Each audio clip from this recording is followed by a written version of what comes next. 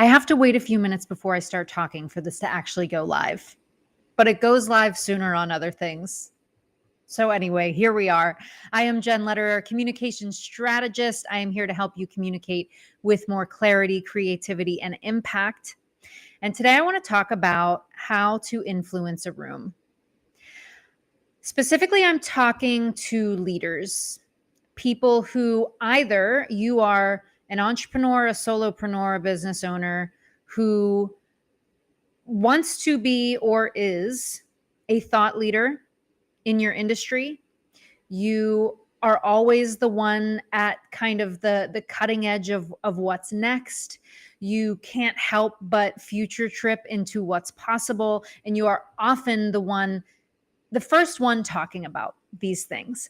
Or you are a leader within a business that runs a team, and you want to be able to have more positive influence over how you manage and lead that team. Regardless of which one you are,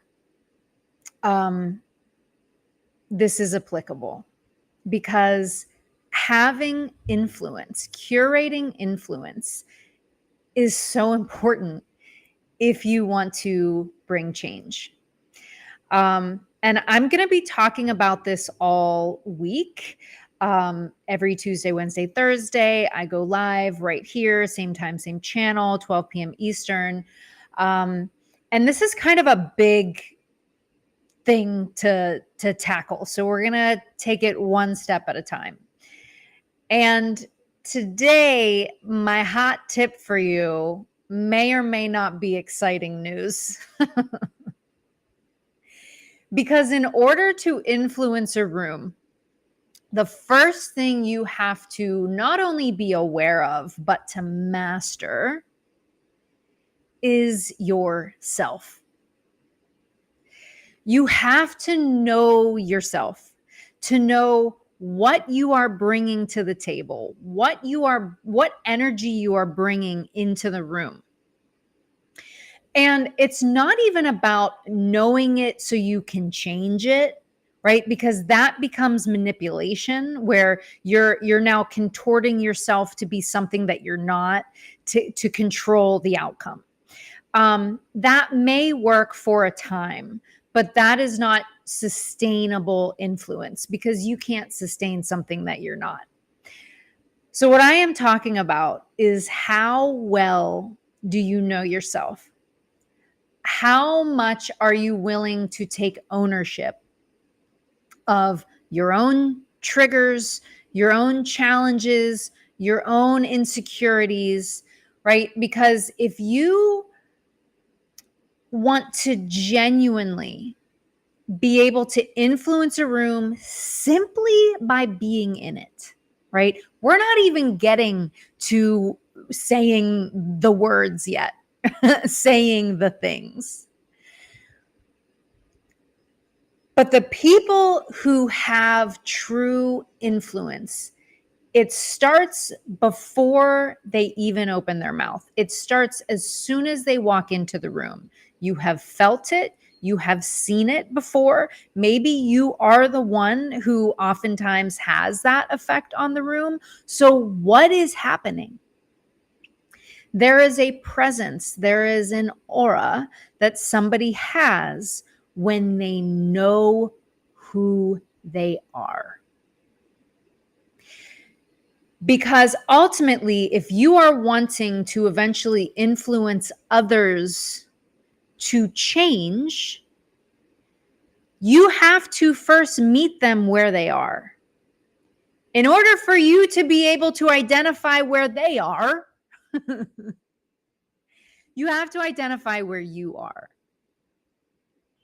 And I am not just talking about your mood that day, right? Or owning the kind of day you're having or even the week. I'm talking about knowing the hard wiring of who you are. Understanding how that influences a room subconsciously. And if you're not aware of it, It's influencing you, it's influencing the room, it's influencing the conversation, it's influencing the outcome, and you have no idea who's actually in the driver's seat. So, who are you? How do you work?